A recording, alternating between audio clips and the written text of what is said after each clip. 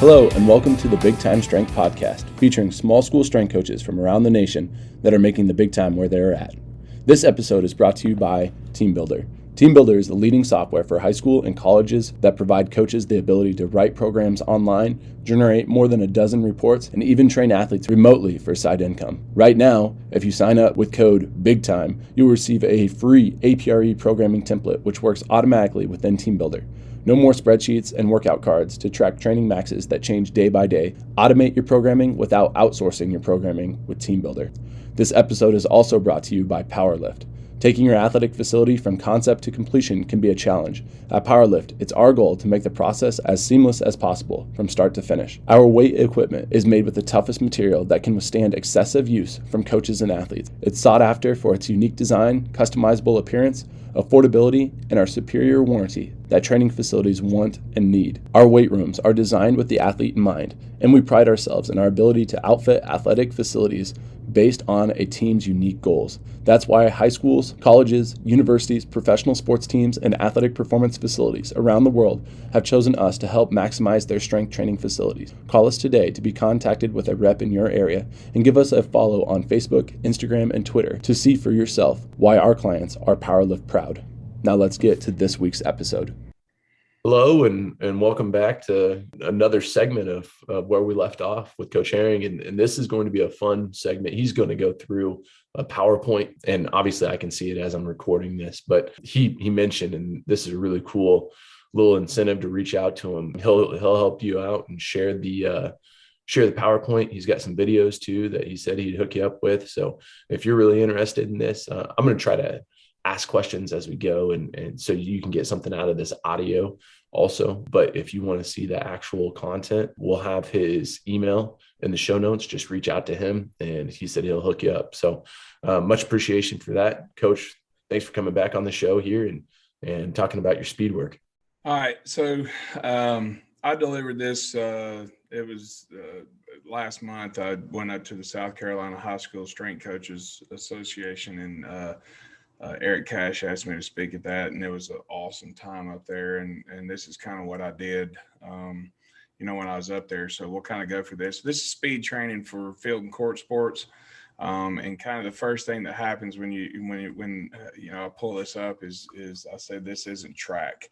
I think there's a big difference in speed training for track and for field and court sports athletes. Now, there's been a huge push, and I think it's been great. It's been absolutely great for the training of athletes by a lot of track people that are making a push kind of into the strength and conditioning world. But there are, in my opinion, there are differences. Okay. With field and court sports, you're talking about a lot of deceleration, a lot of acceleration, a lot of change of direction, and those kind of things. So you don't necessarily have to worry about those things with track. And so this is geared toward whether this be baseball, softball, football, lacrosse, whatever it is, basketball, right? So more geared toward that. So, field and court sports aren't played in a straight line. Okay.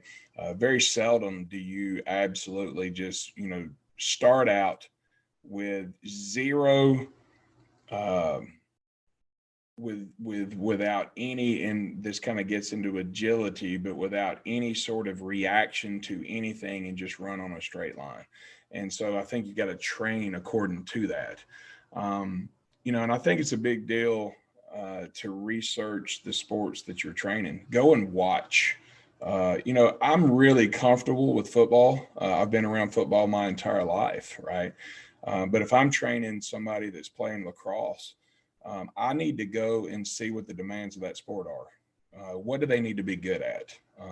You take something like softball and baseball. It is a huge adductor driven sport. Okay. So you need to spend time in the frontal plane when you're training those kids, right? So kind of get to know, go and watch them practice, go and watch them play, and just reverse engineer the demands of what you see when you're watching them.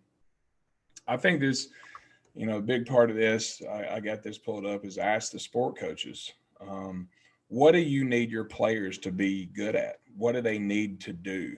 And and here's the thing to understand with that, the sport coach may not speaking your terminology. It is your job to decipher what that coach is saying. Okay. And then if you're doing it right, you're explaining to them what it is that you can do to help their kids do what they think they need to be good at.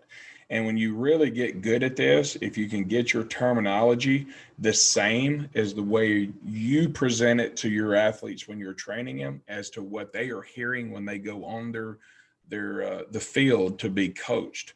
And a great example of that is our football coaches call a lot of our things the same way we do in training. So I've gotten with our football coaches. And so one of our acceleration patterns, a lateral acceleration, is called a push, open, push. We call it a pop. Okay. So our linebacker coach, when he's talking to his inside linebacker, if he gets an immediate read, he'll tell him, hey, pop, push, open, push. Our offensive line coach, when our guard pulls to trap block, he calls it a push, open, push. So our terminology is all the same, and those kids hear that in training and they hear it on the field. And I think that's a really big deal. It has been a huge thing for our kids to hear the same things over and over again. And again, I think that's on the strength coach. Okay. And you don't try to make them get onto your lingo all the time. You learn their lingo and try to weave it into what you do. And you're going to help those kids tremendously, in my opinion. Speed work needs to be really, really highly focused. You can't go out there and say you're doing speed work by, running just 40 after 40 and 40. We're running fast. Well, are you? Are you truly running? Are the kids running as fast as they can? Right. So that's, you kind of get into timing and those kind of things with it. Your body's going to adapt to what you give it the most. I tell our kids this all the time. When you're in warm-ups and you know exactly what I'm talking about, every coach does. How are your kids warming up? Because you can get into that monotonous phase, and whatever you're feeding your body, that's what it's going to adapt to. So are you feeding it garbage? Because it's going to adapt to that. Are you really focused and intent when you're doing A skips that you're putting force into the ground every single time? Or are you kind of jacking around with your partner, right? So I think that's a huge thing. I'm a big believer in creating competition. We do very, very few things where we're not competing, okay? Whether that be sprinting, I'll pit two girls against each other. We do a lot of mirror work for, change of direction and those kind of things. We post a lot of metrics. So they're in a constant state of competition with themselves. I think that's a big deal. It's not just with other people. They're competing against themselves, whether it's against the timing gates or against a jump mat, vertical jumping and those kind of things. And you're posting times, they're constantly competing, whether it's against themselves or against somebody else. And that kind of goes into the last thing I got up here is to chart and post metrics. Okay. Time your kids as best you can. Whether that, if you have a timing system, whether it's laser or free lap or whatever, or I went a year and a half doing fly 10 times off a coach's app on an iPad. I had all my kids run across and I sat there on that timer and I did it week after week after week, just thousands of times. But I was willing to put that work in to get our kids to run as fast as they could. Next session we kind of go into is just, max velocity work. I think you got to be careful when you're talking about max velo, when you're dealing with field and court sports, on how far you go with that. Okay. Your sprint mechanics, a lot of times kids have been running since, they're 3 or 4 years old and they've established some patterns. So I think you got to be careful on how far you go with that because you've only got so much time. Okay. Time, when you're dealing with field and court sport athletes, you've got to get them to accelerate out of multiple planes into multiple planes. You've got to get them to stop and re-accelerate. They've got to be efficient at a lot of things. So you got to be careful on how far you take your max in or your max velo mechanics. That's not to say we don't work on it. We do, but I don't have the time to spend that my track coach does. And I have a really good relationship with our track coach.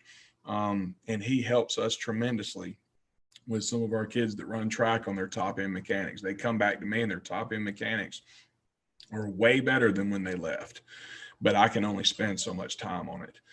I think the biggest things that you're looking for out of it is posture, right? Posture and pelvic positioning is a big thing that you're really chasing when you're dealing with sprint mechanics, as far as field and court sport athletes. And I think it's for any athlete, but I think the pelvic positioning can help you as much as anything. Just getting out, most athletes are going to be anterior tilted. If you can kind of get them into bringing that belly button into their spine, getting them a little bit more neutral in their pelvis, and now you're going to help help their backside mechanics a lot more by focusing on that. I'm going to skip that part and kind of go on. All right. So some of the drills that we do with max velocity as far as elasticity goes, and that's ultimately what you're really trying to improve to get them to run faster. We do what I call, ping pong jumps. So it's a lot like a pogo, except we're real short hopping right there. So we're working on staying in dorsiflexion and coming out of the front half of their foot when they're jumping. So you can do line hops with those kind of things, just working that elasticity without getting real deep into it like you do with a pogo jump. So once you go into a pogo, of course, now you're putting more force into the ground. You got to be careful with how much you're doing with that.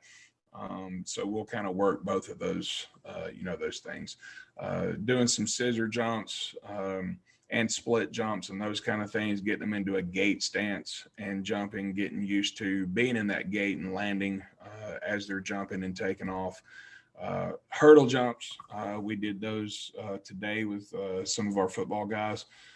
I have different height hurdles. So I got some bigs on, on a 12-inch hurdle. And I've got, some of our mids and skills. And same thing with softball. I got some softball girls on some the lowest level of a track hurdle, getting up and over, trying to minimize ground contact times, when they're coming out of that. Bounding is a big thing, which is something I need to get better at coaching. I'm not very good at that. I need to get better at coaching that. But again, bounding is fantastic for your max velo work. We'll do a standing triple jump. We got to work that. That's not something you can just get out there and say, hey, do it. Because that first jump, your first broad jump out of that standing triple and getting into a position where the foot's striking underneath the hip is a big deal. And we'll actually work that standing triple coming out of hurdles once they progress far enough. So they'll hit the last hurdle and then they'll go into a triple jump right there. The ultimate goal with all this is limiting ground contact times. Okay. That's key when you're talking about max velo. The lower your ground contact times are, the faster you're going to be. We talk about mechanics. We start with ankle dribble. We go into a calf dribble and a knee dribble or a heel lift. Some people call it a heel lift. But we work those things just on mechanics of flowing through. Striking underneath the hip is a big deal. So we'll start with ankles and then go up to calves, and then we'll go into the knee dribble. And then once they get pretty good at those, we'll go into some bleeds. So they'll start in an ankle dribble, they'll bleed it up into a calf, bleed it into a knee dribble, and then hopefully building into not necessarily top end speed, but we're trying to maintain that posture and that pelvic position and the good mechanics all the way up into about, 70, 80% on a run on the dribble bleed. We work switches. There's all kinds of video out there on, booms and switches and those kind of things. The ability to maintain positioning and posture, when you're sprinting. So switches are big for us. Walks and marches. We do a lot of that stuff. Your A-skip, series. These are all vertical drills, right? So any of your vertical drills are going to go really well with your max velo. So all your marching and skipping. I'm a big believer in skipping backwards. So we'll do A-skips forwards and backwards. You'll find if you have your kids A-skip backwards that they naturally are going to strike up underneath the hip. it's naturally going to happen because they're moving that way. So hopefully you're kind of getting them to adapt to doing that. We do a lot of skipping, marching I try to put different stimulus on them when we're doing this. So you can hold a stick above your head. You can lace your fingers behind your head. You can put hands on your hips. You can have them look over one shoulder, right? So you're skipping, but you're looking over your right shoulder, right? So again, just ways to challenge them as they're working through these things. You can break up some of the monotony with it, but you're working higher levels of coordination while you're doing those things. We do run wickets a good bit. We will space them depending. I'll kind of have the way, wickets can be hard to set up, because you got kids in all different kinds of places. So generally what I do is I have a slower lane, my mid-grade lane, and then my higher lane, right? So just by speed, right? So my slower will be on the first one. And depending on who I'm setting that up with, if I'm dealing with some of my softball girls, I may set that up at around 5'8", and then I may have the line 2 at about 6'1". 6'2" maybe as they're starting to get up, and then my third line they may be up around 6'6", 6'7", kind of depends on how fast they are. So I'll try to have a different lane, and they're ultimately, once they get faster and their posture's better, they're hopefully moving over a lane into further spaced wickets. We do some with our max velo work. We'll do really light resisted sprints.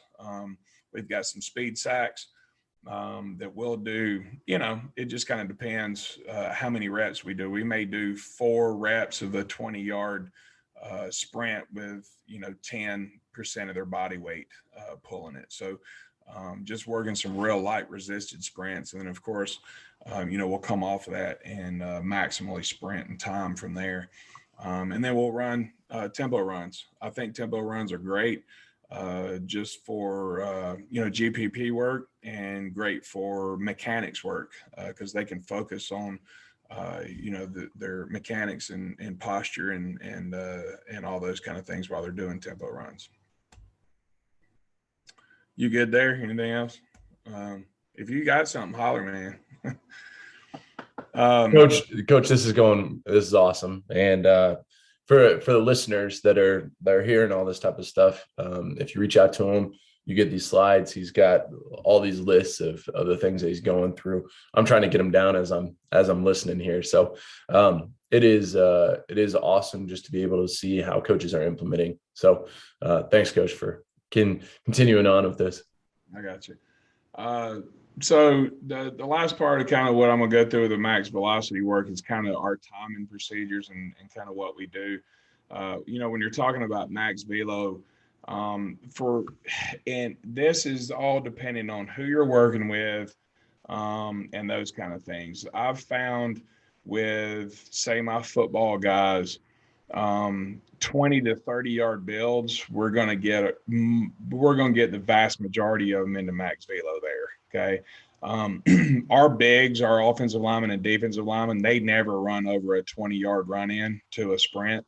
I have found that very, very few of them can hold max velocity with a 30-yard run in. So they never, my bigs never hardly get up to that point. Okay. We'll hit 20-yard build ins. We'll hit some 30-yard build ins. And then I time a snake sprint. I've put this on Twitter before. I'll put a timing gate on the 1 yard line with like a free lap cone, and I've got it set up on the numbers, and I've got some film on this, but they'll start on the bottom of the numbers. They'll trigger the timing gate at the 1 yard line off of the goal line. They're going to the top of the numbers. They're weaving back to the bottom of the numbers. They're weaving back to the top of the numbers. So it's a 30-yard sprint. They weave from the bottom to the top, back to the bottom, back to the top. And I'm timing that 30-yard segment because, again, it gets back to, field and court sports are not played on a straight line. So we try to time some different curvature okay, with our sprints. And so we'll do that snake sprint. They have a good time with it too, because it's a little bit different of a thing. We do some curve sprints, some half moon stuff. If you've got, soccer or lacrosse lines on your field, you've automatically got you a good arc in the middle of the field. You can go to Home Depot and buy some electrical conduit and put it together, and you can build your own half moons, and you can time those. If you got grass fields, of course, you can just paint them on the field and kind of do with that. I do a question mark uh, curved run, and it's laid out just like a question mark. So if you're at the bottom of the question mark, you'll run up vertically, and then it'll start to curve to your right and curve all the way back around to the top end of the question mark. I do that a lot with our softball girls. I'm mimicking just a little bit of base running, but I'm really trying to get them to really lean in on that curve as they're coming around, kind of mimicking the bag necessarily, although, base coaches or, coaches, baseball and softball, they teach their base running a little bit different. But if you're running on curves, you're going to end up doing that in sports, at some point. So I do that some as well. And then, just dealing with your timing systems and those kind of things, whether you're on a laser, save your money because it'll pay off. If you can get you a timing system, because you're going to see the intent of your athletes go through the roof. And if they are running as fast as they can, they're going to get faster. It's going to happen. You're going to see, if you keep up the data, that their times are going to be going down, and you're going to get buy-in from your coaches and those kind of things. Last thing with Max Velo is we treat Max Velo as a long-term project. Okay. I'm looking at a 4-year project with kids with Max Velo. You can build speed faster in an acceleration mode. You can cut time a little bit quicker with acceleration than you can with Max Velo. Now, I'll say that when you first start running with some of your kids and they learn how to run at true max velocity, they will hit a point where their times come down pretty quick, and then from there it's going to be, you're looking for hundreds of improvement, and so it's a long-term project. You got to be patient with it. The last thing with that is, your central nervous system needs 48 to 72 hours to recover for that. So you got to make sure that you're smart with how you're programming. You can't go out back-to-back days and run and expect your kids to be able to get up to max velocity. It just isn't going to work that way. It's about maximal sprinting is one of the most taxing things on your central nervous system, because you got to program accordingly. And then, rest times, you got to be willing to buy into your rest times. Okay. And you got to be patient. And that was one thing that was hard for me to learn as a football coach when I first started. Man, I was just, I couldn't stand to see people standing around, kids standing around, not doing anything. So you've got to learn to give your kids a proper rest. If that's hard for you, just think about being in the weight room. If you can go, say you're doing 85% doubles in a squat rack, and I'm talking about you yourself, coach. Okay. Get in a squat rack and go 85% doubles and try to turn that around, say with 30 or 45 seconds rest, and tell me what happens. Okay. You're going to end up getting stapled. Right. So understand that the body needs rest time to replenish ATP and be ready to maximally sprint again. So get used to standing around.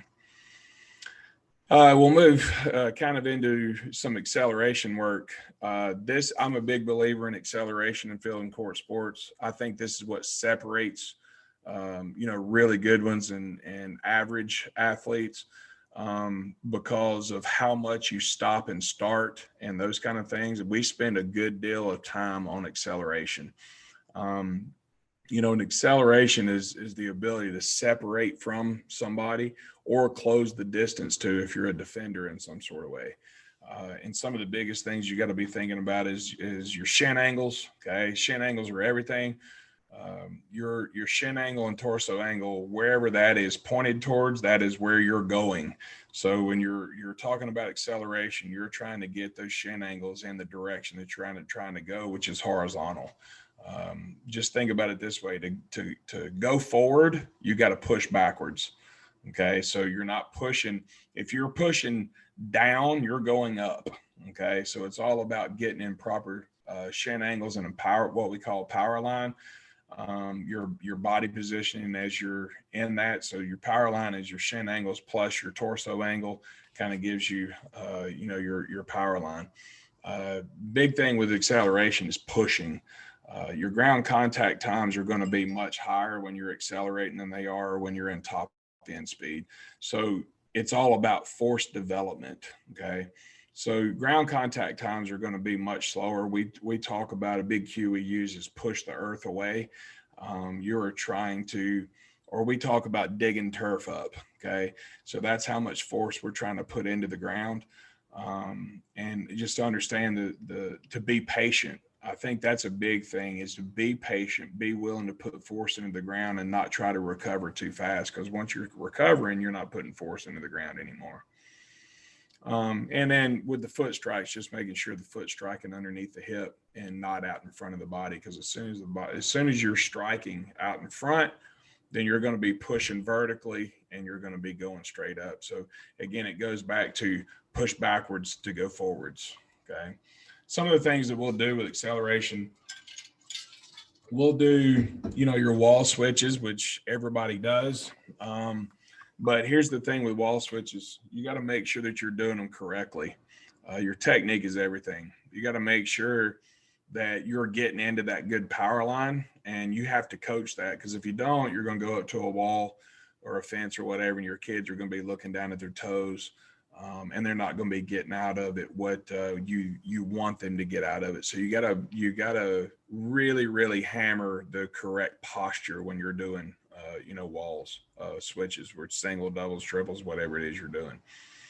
We'll do 1, 2, 3, and 4 step explosions. So we'll literally work on the first step, just developing power into the ground. We'll go up to 2 steps, getting 2 into the ground, 3 and 4, and really working on pushing the earth away, trying to separate ourselves from our original position. That's a big thing we talk about, is separating yourself from that step as far horizontally as you can, right? Some other things that we'll do with this is broad jumps. Okay. It's really good to be getting out of your hips, getting into extension with the broad jump. We'll do a triple broad jump a good bit. We have a standing marker of trying to get to 10 yards over 3 broad jumps. And that's a repeated jump, trying to minimize your ground contact times there. So they'll repeat jump those. Med ball throws are great for acceleration work. Again, it's just all about getting into extension, being powerful out of it. We do resisted marches and skips, whether that be with bands. We've got some, bungees. You can do this with sleds, whatever way you've got. And just about everybody has bands. So you can do resisted marches and skips with that. And you can give them a little resistance, and that helps them get that foot strike up underneath and gets them on, that power line as they're doing that. Big part of what we do is sled work. Okay. We do a lot of sled work. We'll go, depending on where they are. And this is kind of where I'm at with Les Spellman and his Art of Acceleration. He's doing a lot of great work with this. With force velocity profiling and those kind of things. I'm trying to figure out if that's something that I can do with big groups. But we'll go, somewhere between 50 and 80% of their body weight on a sled. We'll pull, and of course, depending on the load, dictates their distance. So, we may 80%, we may go 5 to 10 yards right there off that, and we'll call it off. 50%, we may hit up to 15 to 20 yards. Just kind of depends on where we are in our programming. Prowlers, I'm a big believer in that. It goes back to the same thing with your wall switches. Technique is everything. You don't want, you don't want them up there looking at their toes. They're in bad positioning. They've got thoracic rounding. When you allow them to get in bad technique when they're pushing a prowler or their own walls, then you're establishing bad patterns. So that's the most important thing, is to make sure that you're working in that power line as you're doing this. Prowlers can be, just simple marching with really, really heavy weight. And then you can lighten it up a little bit and, work to they're still in a good pushing position out of that acceleration, but they're moving a little bit further with their distances. And then another big piece of what we do is hill sprints. So here's a couple of things that no matter what you have, we talk about making a big, the big time into small situation. Most times you can find a hill. Maybe not if you live in Kansas. I've been to Kansas. It can be a challenge there. But find a hill, and we have a perfect hill here. It's not pitched. Here's the problem. Sometimes when you tell coaches a hill, they go find a mountain. Okay. You need a hill where you can carry good mechanics, right? And we've got a great hill right outside of our field, and we wear that thing out. Okay. We spend a lot of time on that hill, because if the hill's not too steep and you can maintain good positioning, you're providing resistance to them without any other equipment. Okay. So you can go over there and just wear those hills out. So if you've got some bands and you've got a hill, you can work on these things, even if you don't have sleds and those kind of things. I'm fortunate enough to have them. So you can't see it if you're listening to this, but I've got two pictures just pulled up here of two guys accelerating. And this is kind of the power line that we're talking about here. Just going from the top of the head through the hip and down to the toe. And you can see their positioning is what you're looking for in that power line.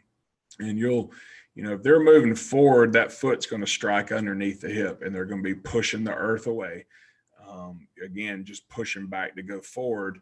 This next picture that I have up here is a kid that is looking straight down at his feet. And this is the position that you don't want to be reinforcing through bad setup on your prowlers and your walls, but he's looking straight down, and you can tell, Preston, that his foot is going to hit straight down in front of him, and he's just going to be pushing vertically at that point. So he's actually braking himself until he can bring that hip through to his, through his foot. So just positions that you don't really want. These are just some of the things that we do with acceleration. So we don't just come out of a 3-point stance. I do teach them how to come out of a 3-point stance. I think you can be the most powerful coming out of that. So if you're really working on developing power, coming out of the 3-point stance is great. And then if you're sending, kids to camps, like football kids to camp, you need to teach them a 3-point stance, a proper 3-point stance, so they know what they're doing when they get there. But one of the stances that will come out of is just the athletic position. We will accelerate out of that athletic position. And to a T, if you say go, those kids are going to what you call false step, right? They're going to step behind themselves. But here's the thing, your body, your central nervous system knows what it needs to do to get from point A to point B as fast as possible. So when the kid steps behind himself or that false step, all he's doing is grabbing shin angle. And so why would we try to coach that out of him? That is a natural movement. And as long as they're not what we call drop stepping, where they're going way too far back, then, we actually encourage this. And if you just line somebody up, and we'll do it where I'll hold the count. They don't ever know when it's coming. I'll hold it 8 seconds and then go. And then they're to a T, they're going to step behind themselves, but their body's just naturally getting that shin angle that we're looking for. So our coaches now, a lot of coaches will teach them to gain ground on the step. They don't do that anymore because they've seen how this works and how their kids are faster. We go in a narrow base, push, open, push. So this would be a lateral stance. We're going to push off the inside edge. If we're going to our right, we're going to push off the inside edge of our left foot. Our right hip is going to open, and then that foot's going to strike underneath the hip for good acceleration angles. We go into a wide base crossover. So when you get into a wide base, Now there are people, and if you watch some Major League Baseball players, they can get in a wide base and still push open push. I have a lot of my high school kids are not strong enough to do that. So we'll actually push off the wide base off that inside edge and roll over the outside edge of our foot. So if we're going to our right inside edge, we're going to push hard off that inside edge of that left foot. We're going to push over the outside edge of our right foot, drive knee across the belly button or across our midsection and get it into the ground. We're in good acceleration mechanics from there. We'll go from a staggered stance. So were you going to say something here? It's just interesting because I have seen that, like this baseball coach type mindset of how they teach something, and it's just different than what I've ever thought through. And I like being able to see it from the sport perspective. So we've had some, not at Mount Vernon, but at Northwest, just some conversations of what that looks like from a wide stance and from a narrow stance. So I'm happy you went through that. I think the wide base, you can watch, and Jerry does a great job of this on Twitter. He's big into baseball. That's kind of his thing. You got to be careful when you're dealing with a Major League Baseball player. Those guys, those guys are dang strong as anything, so they can get in a wide base. But look, if you watch them, they still get it in that push open push. They're driving hard off that inside arch, and they're opening that hip, and then the foot striking up underneath the hip. And they're just strong enough in their adductors and through their glutes to be able to do that. I find that with a lot of my high school kids, they are not strong enough to do that. So, and with the wide base crossover, that goes into some of your change of direction work as well, right? So Right. if you get stuck into a wide base, you push off and you can cross over, drive the knee across midsection, and you're and you're back inside a good, sprint mechanics, We come from a staggered stance, just kind of a wide receiver stance and those kind of things. Hip turns, I think there's a big, right? So we'll go hip turn all the way back to a full 180 degrees. Okay. And we'll go right shoulder or left shoulder on that. And then invariably on that, they're going to do what they call that false step again. If they're going over their right shoulder, that left foot, they're almost going to jump turn. Okay. But their body understands that by jump turning there, they're getting into an acceleration stance. They're getting shin angle right there. So biggest thing with that is I let it happen organically. I just make sure that when they do that, their foot is getting a full 90 degrees. If it's not getting a full 90 degrees, then they're going to end up rounding over. Okay. So if their foot only goes 45 degrees, by the time their right foot plants, the left foot is going to be trying to come all the way back around their right leg.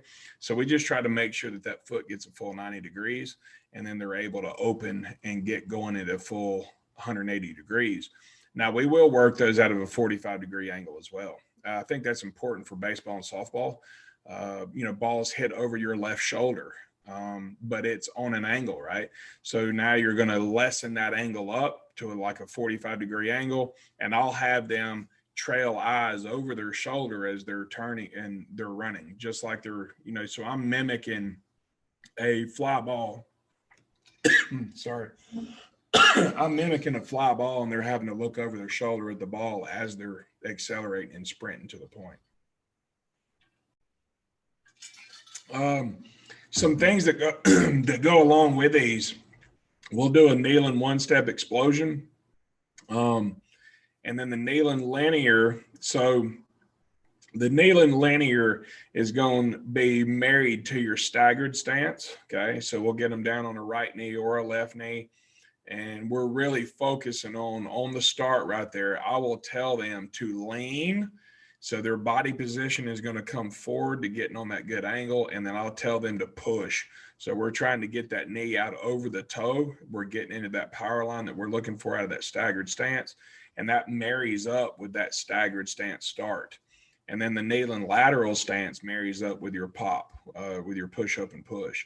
So we'll work laterally out of that. They're pushing off that inside edge of that arch of that foot, and then they're opening the foot or opening the hip as they're coming out of it. So those two marry up pretty good. The kneeling lateral takes some strength. So you got to be careful with that. Some of your younger or some of your weaker kids, they're not going to be able to get off the ground very well right there, which is why your weight room is important. We'll do some falling starts, stomach starts, some general things that most everybody does. And one other thing that we'll do that I don't know that people really think about all that much, but we will do accelerations from movement. Okay. So take a jog. I challenge you to go to a game and just watch how a wide receiver runs a route. The ball's going to the other side of the field. So he's jogging. And then all of a sudden another receiver catches the ball and he's trying to make a break for it. And so he's coming out of a jog and he's got to accelerate. Okay. And so teach them that. We'll do, float, sprint, floats with that. We will shuffle and then sprint. Okay. So now they're going to either go into a wide base crossover or a push open push, depending on where their feet hit out of the shuffle. So we're just working accelerations out of movement because that happens constantly in sport. And the biggest point with the acceleration is coach what happens after the first step as much as you do anything. You got to make sure they're getting into good body positions. With timing, with acceleration, last year I did a lot of 0 to 20 work. So we got the 0 to 10 split, the 10 to 20 split, and the 0 to 20 all in one. And we recorded all of those. And that helps me know. So if I'm recording, we talked about max velocity. If I'm getting a 30-yard run in and a 10-yard fly, I'm getting a 20-yard run in and a fly. So I'm getting every segment of the 40-yard dash. And so that's important for football guys. It's not important for other sports, but for football, it's important. So you know where your kids are good and where they may need some help. Okay. One I've gotten real big into, and I should say with our max velo, I kind of skipped by this, but I'm about to start getting into some 20-yard flies. I'm actually going to start doing that a little bit more than I am a 10-yard fly. So just recording a 20-yard segment rather than just a 10. Anyway, this is something I got into here recently, and I really, really like it. We're doing, for acceleration purposes, we're doing a 5-yard run in and recording from the 5 to the 15. I think that's a great indicator. We just got through talking about football. You talk about a receiver catching, say, a dig route, and he gets planted and he starts north. He hits 2 good steps, and hopefully he's accelerating and separating for anybody trying to come and tackle him. That area right there is a big deal. And so I've started using a 5-yard run in for our acceleration a good bit. And then on the other side of that, we will also work a 5-yard decel area. Okay. So I'll give them a cliff. They'll get a 10-yard sprint and they get 5 yards to decelerate, and they have to come to a stop right there. And so hopefully you're gearing your kids toward understanding kind of where Tony Villani's going with his game speed stuff, how fast they can run, but be able to stop inside of a 5-yard area. And it's always good to be working breaks. We'll do some games. We do a lot of partner chase games and those kind of things. I'll put some of them at a disadvantage. I'll put, they'll stomach start. Some guys will start from kneeling and they're chasing each other. I'll have girls come from a staggered stance and somebody else has got a push open push, and they just got a 10-yard area and they're trying to tag the hip before the other girl gets to 10 yards. And the big thing with acceleration is you can make gains pretty quickly in acceleration as compared to your max velo work. You're dealing in hundreds over a lot of time with your max velo work, but you can make some pretty good gains inside of your acceleration work when you're working with resisted sprints and those kind of things. So the other thing with acceleration is it can be programmed into your weight room. If you have an area, you can work 1, 2, 3, 4 step accelerations, and that is power work. Okay. That is power work. That can be programmed into your weight training and is a great thing to do. A very good thing to do. We're going pretty long here. You good? Coach, I'm as good as you want to keep on going. I love this stuff. And Okay. I know you got an early morning though. So Man, I'm you a can make strength it. coach. I'm used to early mornings. All right. All right. Well, if you want to cut me off, you cut me off. All right. So we go into our change of direction and agility work. So, you you get on Twitter and man, you say the wrong thing and people's going to jump on you. So, we'll sort of define the difference. So change of direction is planned movement. And there's a lot of people that look down on it, and I understand their position on it. Okay. But with change of direction work, it is planned movement, cone work, and those kind of things where you have the movement planned out. You're telling them what you want them to do. And so I think of it in terms of movement efficiency. Okay.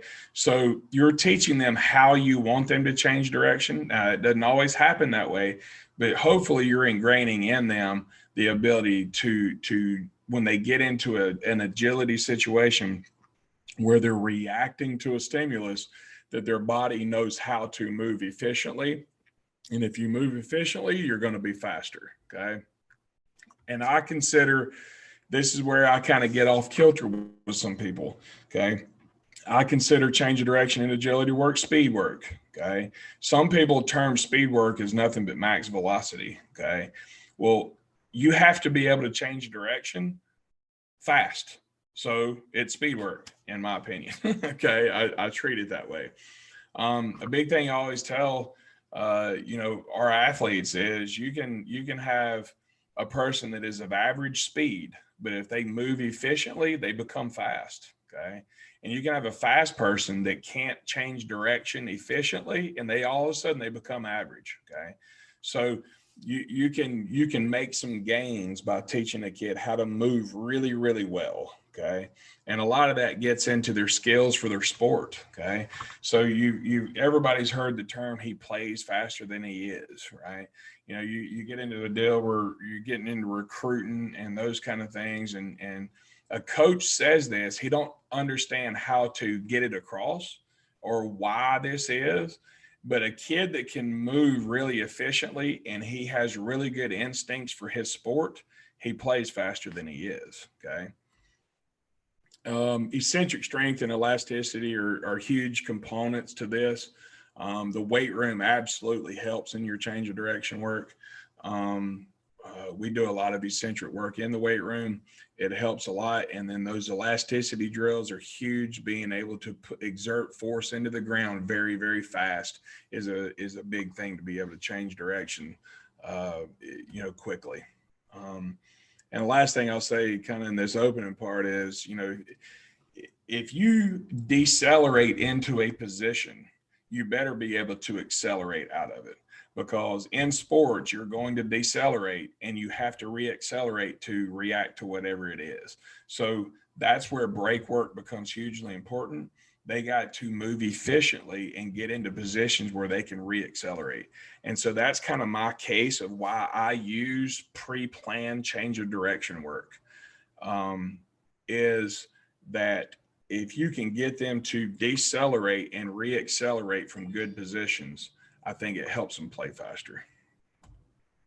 And this is a video here of the running back from Auburn and really just putting that foot in the ground. And this is a really good example of a wide base crossover. Okay. But that force into the ground really fast and coming out of it and being able to change directions with it, and a lot of that is natural God-given ability, but he is working that wide base crossover from that position right there, For people listening on the podcast, it looks like an outside linebacker is coming down to take away the inside, and the running back bounces it outside. And what coach is talking about is he has a really nice crossover step, stay square, and then gets vertical upfield. And it's all basically he sets it up and then bursts to the outside, and things that we want to be able to see in a lot of different sports, right? It's creating separation. So that's great. All right. So that kind of leads us into break work. Breaks are a huge deal. And when I talk about breaks, I'm talking about decelerating from moving. You're talking about foot positioning. That's a huge piece of break work. Your foot position is everything, because you're setting yourself up on angle and your ability to project power. And that running back just did that. He went in and he put his foot into the ground. He was hard off that arch and was able to exert force really fast into the ground and come out of it. In your foot position, it also helps you with gliding or letting the knee push over the toe, and those kind of things. So foot position is a huge piece of it. You got to work brakes in all planes. Okay. So that means from backpedaling and T-stepping to sprinting into what we call a lunge stop, single leg deceleration, decelerating into a 45-degree angle to be able to come back into a 135-degree angle. You got to set all those things up in different planes. The biggest thing with brake work is lowering your center of mass. Okay. And that's one of the things that I'm hammering on our athletes constantly, is not tipping over. Okay. Shoulders going over toes, but allowing their hips to drop and lowering their center of mass so they can decelerate properly. And of course, when you decelerate, you've got to be able to re-accelerate. So we talk about our brake foot and plant foot, and Tony Villani does a great job of this. But, if I'm going to come to a lunge stop, in a gate stance, and I'm going to plant on my left leg, I'm going to use my right leg as my brake foot, and then my left foot is my brake or my plant foot. I'm planting to re-accelerate to come out of that. So we talk a lot about brake foot, plant foot, and we'll work those in some pre-designed movements. And you think about the first thing that comes into mind is a wide receiver running a route, right? So they come up, they break, they plant, they come back on an angle on a curl route or whatever it is. Our lunge stops, we kind of talked about, that's your gate stance stop, whether it's right leg or left leg. We'll work those with our toes, straight ahead. Then we'll bring that toe across just a little bit to open the hip to be able to get back on an angle to come back down a stem if you're a wide receiver or whatever it is. Your back pedal T-step is a little bit specialized. I don't necessarily work that with all of our athletes, but DBs, that's a big thing. And I'll be honest with you, I coach this the way our DB coaches it. Because again, I got them to coach me. Hey, sit down on the board and teach me how you teach this so I can teach our kids the exact way that they're going to hear it from you. I think that's a big thing. Jump stop. So that would be a bilateral, both feet jump stopping, coming to a complete stop in a athletic position, allowing your hips to drop and stopping all your momentum. We'll do that on a straight ahead. We'll do it on a 45-degree angle. We'll do it on a complete 90-degree angle. So now you're thinking more in terms of that 5-10-5, right? So you're braking on a full 90 degrees to be able to change direction back the other way. We work, like it says, both pre-programmed, just change of direction work and reactive work. So we're giving them some sort of stimulus with that in our brake work. And the last thing it says, I use this saying is, a Lamborghini's no good to you if it doesn't have brakes. Okay. You can be the fastest thing on earth, but if you can't stop, then you're not going to help your sport. Okay. All right. So the shuffle here, in my opinion, the shuffle is one of the most butchered movements there is. I think it's heavily dependent on the sport that you play. If you're playing baseball, then a shuffle doesn't need to be more than 2 steps, okay? Because if you think about a shuffle, you're basically a ground ball has come right outside your framework. There's no reason to open and cross over. You can get in front of the ball with 2 quick shuffles, but it's really important to keep a base up underneath you. It's the same thing in football. If you've got a linebacker or a DB that is shuffling, they are not being threatened by speed, okay?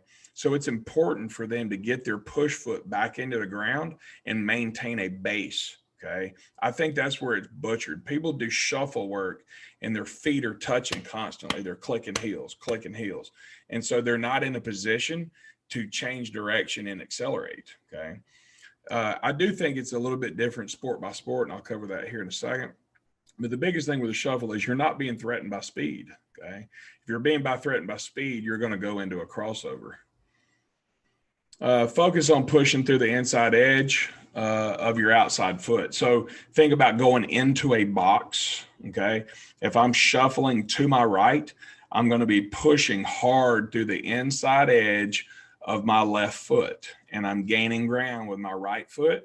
And then I'm going to, I call it hammer foot. We're going to hammer that push foot back into the ground to maintain our base. But the big thing is to make sure that we are pushing through the inside edge of that foot. Okay. That's where you're developing power through the ground, is keeping your whole foot in the ground, pushing through that arch. We want to step, you don't want to overstep it, because once you overstep, your push foot is now going to come into where you're in a narrow base. So we don't want to overreach with our steps too much. We talked about hammering our push foot back into the ground to maintain a base. And then there are cases where this is a little bit different. In my opinion, there is a little bit of a difference in the shuffle in basketball and tennis than there is in, say football or baseball, like we talked about. Okay. They can bring their feet together because there's they are trying to keep a defender from a certain point, and they have help in places. So I do think there is a difference in the shuffle in those sports. Your crossover, this is where you are being threatened by speed. So if you go back to your shortstop, and now the ground ball is hit in the hole, they can't shuffle to get there. They now have to cross over. Okay. So they're going to open those shoulders and accelerate to a point. So you can take that shortstop, or you can take that inside linebacker again. Your inside linebacker, when he is threatened by speed, he can no longer maintain his mirror on what he's looking at. He has to open up and now accelerate to be able to stay in phase with whoever it is that he's staying with. Okay. So once you do that, we're going to push through our inside edge of our foot, going back to our left to right movement. We're going to push off that left foot on our inside edge, and we're going to push our right hip outside the right foot. And now the weight's going to shift to our outside foot, and we're going to drive that knee across, big arms coming through, and we're back into our acceleration pattern. Okay. We're looking, after they get out of that crossover, they're in a power line. Again, coach what happens after the first step as much as you do anything. They should be in a good power line, big arms coming through to accelerate. Okay. With our change of direction work, we do a lot of pre-programmed movement. Kyle Keese is great with his grid work. I've talked to him and on the phone and got some of his stuff, and we do some grid work. I'm not as thorough with it as him. If you're looking for grid work, I suggest you hit up Kyle. He's like the guru of it. We're just establishing efficiency and movement. We do a lot of 5-yard line drills, okay, with breaks built into it. So I may have a group on the goal line. I'll bring them out to the 5. The first group out to the 5, we'll move to the 10 and hit breaks right there. Okay. So we may hit a lunge stop, we'll accelerate from it, or we will hit a 90-degree jump stop, or we'll hit our different breaks and those kind of things. And then we'll kind of move back out of it. So we may hit break work, and then we may come back the second set and we'll move to the 10 or to the goal line. We'll put brakes on, and we'll re-accelerate back through the line. Okay. So now we're just stacking. Okay. We're building movement on top of the brakes. Your grid work, 6 cones, all those kind of things, and ladders. Yes. Okay. Ladders can be used. I know, again, you can get tore up on Twitter when you talk about ladders, but when used efficiently, they can be good for some of these kind of things. Okay. Your agility work, you're introducing, some sort of stimulus, whether that's visual, or some sort of oral cue, whistles, commands, whatever. We will do a lot of linear or lateral mirror drills. So I'll pair up. We'll go in 2s or maybe even 3s. And I've got what I call a rabbit, and he's setting the drill. So again, if you kind of go back out to the 5-yard line, you got 2 kids facing each other. and one of them's the rabbit, one of them's the wolf. Okay. And the rabbit is setting the parameters. All I do is I tell them they got a 10-yard box. Okay. So you can go to the 10-yard line, you can go to the goal line, you can shuffle, you can cross over, you can jump and accelerate, you can do all those things. And so the rabbit's setting the tempo and the wolf is just chasing. Okay. We do some chaos drills. There's a lot of different things on this. You're just trying to put some sort of noise into the drill. Okay. One thing we'll do with that is I'll have 3 cones lined up. We call it like a noise drill. And you've got 6 cones set up, and there's one person on each cone, and they're facing each other, and they are mirroring. The number 3 guy is mirroring the number 1 cone, 2's mirroring 2, 1 is mirroring 3, and they have different people moving in front of them, and they got to keep their eyes on the prize and mirror what's going on in front of them. Okay. This is a great place to get your sport coaches involved. They have great ideas. I promise you, they have really good ideas for this stuff, and it gives them some ownership in your training. They get involved in it and they get into it. And if they're involved in it and they're into it, then your kids are going to get better. Okay. All right. We hit the end of it. I know that went long.